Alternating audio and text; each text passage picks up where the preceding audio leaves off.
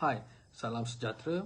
Hari ini dalam Jom Sembang kita nak borak tentang satu topik yang agak menarik. Satu masalah yang dihadapi oleh kebanyakan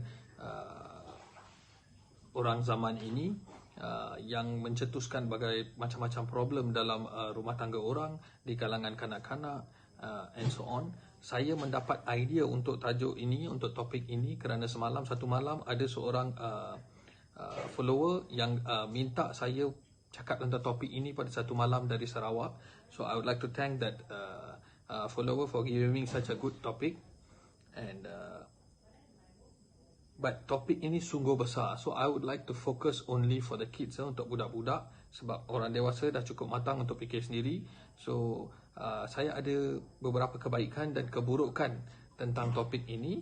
Jom kita timbang sama ada baik atau buruk, and we decide and buat kesimpulan apa yang patutnya diambil, ya.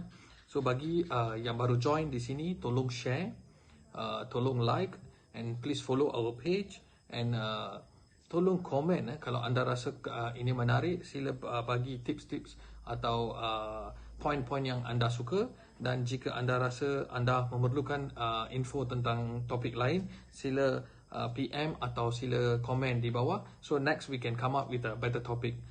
Your input is very useful for us. Terima kasih. And we hope we can come with more lives. Hari ini, topik hari ini ialah efek, kebaikan atau keburukan gadget, smartphone di kalangan kanak-kanak. Baru-baru ini, bukan cakap baru-baru ini, pada zaman ini untuk kanak-kanak sekarang, the use of technology, penggunaan teknologi semakin meningkat dari hari ke hari. Kehidupan kita asyik bergantung pada teknologi, gadget atau smartphone. Ia dipraktikkan dalam mengendalikan setiap kerja harian kita. So smartphone, iPad and so on, semua dalam satu golongan dipanggil gadget, ya.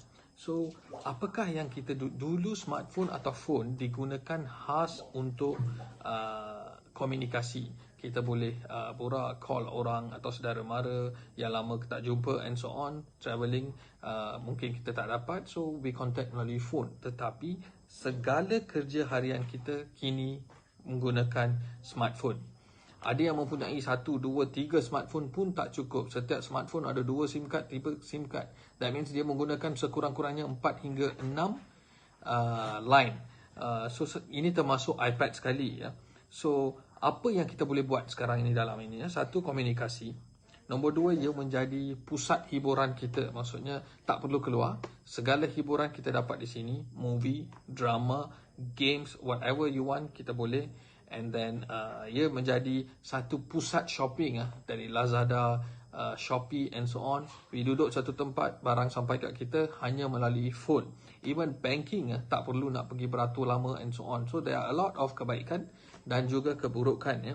Dulu travelling kita kena pergi jumpa travel agent and so on. Tapi kesian travel agent sekarang, Agoda, Traveloka dah sampai ke tangan jari kita. So these are the good things. Tapi bukan saja untuk dewasa, kanak-kanak juga are enjoying a lot with the phone. Baru-baru ini satu survey, kajian telah dibuat oleh National Association of Child Development. Kajian ini telah dibuat menggunakan 3,000 parents atau ibu bapa di seluruh Asia Tenggara, termasuk Singapura, Thailand, Malaysia, Filipina, Laos, Cambodia and so on. 98% menyatakan bahawa mereka membiarkan anak menggunakan smartphone atau gadget. Bagi early child, early child ini adalah golongan 0 hingga 5 tahun, tapi masih didebatekan, even sampai sehingga 8 tahun diconsidered sebagai early childhood. So dalam kajian ini ia menunjukkan 98% ibu bapa membenarkan anak-anak mereka yang dalam early childhood ini untuk menggunakan gadget dengan alasan untuk menambah pengetahuan mereka. Tetapi kajian tersebut menyatakan kanak-kanak ini lebih menggunakan ia sebagai hiburan, daripada mendapat pengetahuan. So di sini seperti yang saya cakap tadi, early childhood adalah golongan 0 hingga 5 tahun. Period ini, umur ini adalah dipanggil satu umur golden age. segala apa yang ilmu yang mereka peroleh masa ini amat berguna dan ia lekat. So di sini di waktu macam ni ya, dia punya motor physical activity very important. Dia punya cognitive skills very important. Kognitif adalah sesuatu skill yang menggunakan fungsi otak, sama ada perhitungan, language, bahasa, pertuturan and macam-macam lagi. So this golden age haruslah dipergunakan oleh ibu bapa dengan baik. Apakah kebaikan dan keburukan menggunakan gadget ini di kalangan early childhood ini ya? So tadi mengikut saya, kajian menunjukkan ibu bapa memberinya sebab untuk kanak-kanak tersebut mendapat pengetahuan. So apakah kebaikannya? Seperti saya cakap tadi, saya dapat senaraikan 4 jenis kebaikan. First adalah untuk development of motor activity dia, motor and physical. Tetapi berbanding dengan aktiviti luaran atau aktiviti lain memang kurang. Tapi masih ada penggunaan jari untuk gadget, muscle development, dia punya urat and so on, memang useful. Yang kedua, memang dia meningkatkan pengetahuan, ilmu, knowledge dia. Itu memang saya setuju, tak setanding ya. Memang banyak yang pengetahuan yang anak-anak ini boleh dipelajari melalui just one click, dia dapat semua. Tetapi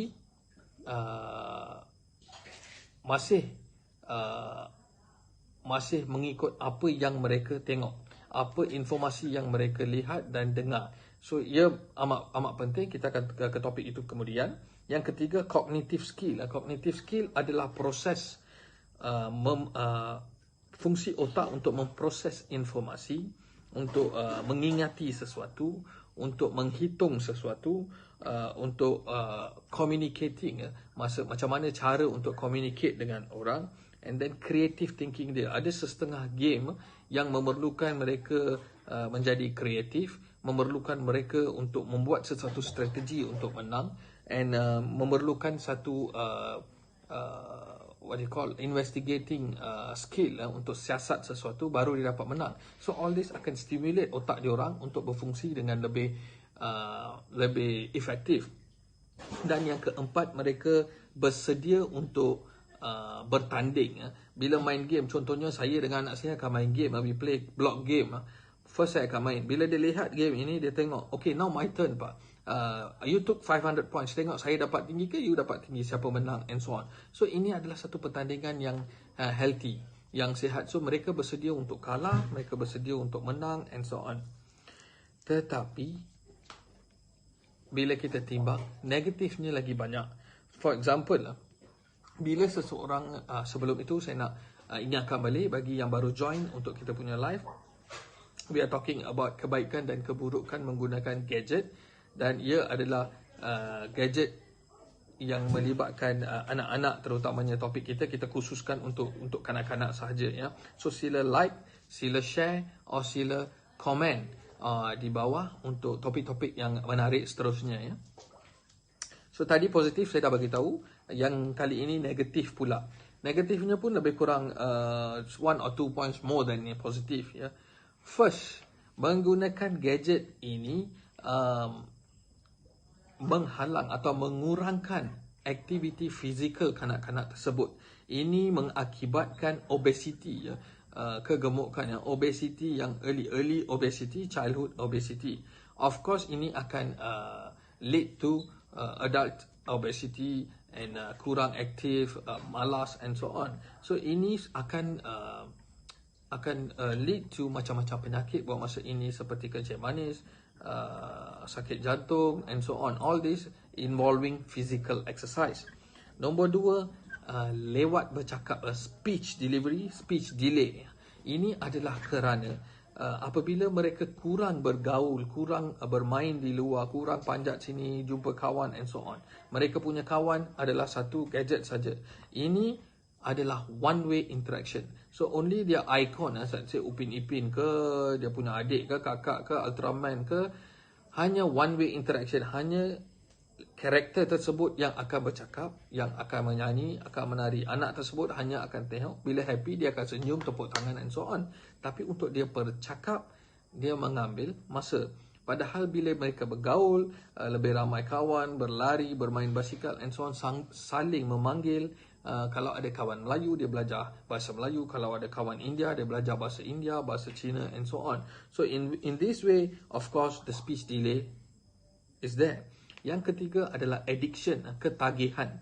Ketagihan berlaku apabila seseorang kanak-kanak itu sungguh fokus dalam sesuatu game. Bila sesuatu game itu mereka sungguh memang suka, memang fokus and so on, hormon dopamin dia dikeluarkan dengan lebih banyak. Hormon ini akan menyebabkan ketagihan. Ya. Dan yang keempat, kanak-kanak yang asyik fokus dengan atau asyik bermain dengan gadget mempunyai masalah konsentrasi. Mereka tidak dapat fokus atau concentrate dengan lebih kerana asyik dipengaruh dengan games atau gadget sebegini. Yang kelima, of course, radiasi. Setiap gadget yang kita gunakan memang ada radiasi. Walaupun mengikut bacaan kerajaan ia dibenarkan, tapi dalam jangka masa panjang kita tidak dapat elakkan. Ya. Dan yang last kali adalah ADHD. Ya. Ini adalah di kalangan kanak-kanak yang kurang memberi perhatian, kurang memberi attention, tetapi they are very active, hyperactive. So all these are the masalah-masalah yang dari segi negatif, ya, keburukan yang akan dihadapi oleh kanak-kanak ini. So untuk mengatasi masalah ini, ya, ibu bapa, kita sebagai ibu bapa memainkan peranan penting. We have a very important role. Ya. So bagi yang baru join, this is the right time to join. What is your role? Apa peranan ibu bapa, saya nak terangkan. Again, topik kita hari ini adalah kebaikan dan keburukan menggunakan gadget di kalangan kanak-kanak dan apakah kesimpulan yang kita nak buat. So sila like, sila share and sila komen for topik-topik seterusnya, dan ini akan mendorong kita. Hopefully dengan ini kita dapat lebih peka dan we will be able to give the best for our kids. Ya. So apakah role, apakah peranan ibu bapa dalam ini? Ya? Memang kajian menunjukkan kanak-kanak di bawah 2 tahun, yang baru lahir hingga 2 tahun, gadget tidak memainkan peranan dalam tumbesaran diorang. Walaupun tak ada gadget, mereka masih boleh mendapat tumbesaran dan perkembangan otak yang cukup. Walau bagaimanapun, a minimum amount dibenarkan, tetapi jangan lebih. Total of 5 hingga 30 minit dibenarkan dalam sehari, tetapi bukan terus. 5 hingga 30 minit dibahagikan kepada beberapa segmen, mungkin 10 minit sekali, 20 minit petang and so on. So bahagilah, jangan terus memberi, ini akan menyebabkan ketagihan. So make sure ibu bapa jangan benarkan anak mengambil telefon dan menggunakannya dengan sendiri di dalam bilik and so on. That is a very bad point. Perhatikan apa yang digunakan, game apa yang dia main, what type of language and so on. Ini adalah amat penting. Nombor 2, jangan benarkan anak-anak menggunakan gadget di kawasan yang gelap, hanya lampu dari skrin yang mereka dapat lihat. The blue light is very unhealthy for the kids. Dan pastikan semasa mereka menggunakan gadget ini, jaraknya adalah 20 inci, 20 inches from the eyes. This is very important to protect the eyes, untuk kita jaga mata kita. Ya. Seterusnya, pastikan mereka asyik tidak terlekat dengan gadget. Pastikan mereka mempunyai aktiviti luaran, organize. Sila aturkan permainan dalam rumah yang mereka dapat berlari, memanjat, merangkak, baring, menggulung and so on. Tak apa kalau luka sikit. This is very important untuk dia punya tumbesaran and perkembangan otak. So these are the tips-tips yang parents dapat buat, and please menggunakan waktu MCO atau PKP seperti ini untuk supaya ibu bapa ini boleh spend time yang lebih dengan anak-anak. This is the best time for you. Kalau sebelum ini anda rasa anda tidak, selepas melihat video ini mungkin anda rasa anda terlampau memberi gadget kepada anak-anak, tidak dapat menggunakan masa dengan anak-anak, please change, atau at least please spend at least 10 hingga 30 minit sehari untuk bergaul dengan mereka, lebih mengenali mereka. This will be very useful. This is a very good investment. investment ini betul akan mendatangkan keuntungan kemudian. So please share, please comment, and please like the page. Your comments are very useful for us. Hopefully anak-anak kita tidak terpengaruh dengan gadget. Sila bantu yang lain, sampaikan mesej ini kepada kawan-kawan anda. Sehingga ini, terima kasih.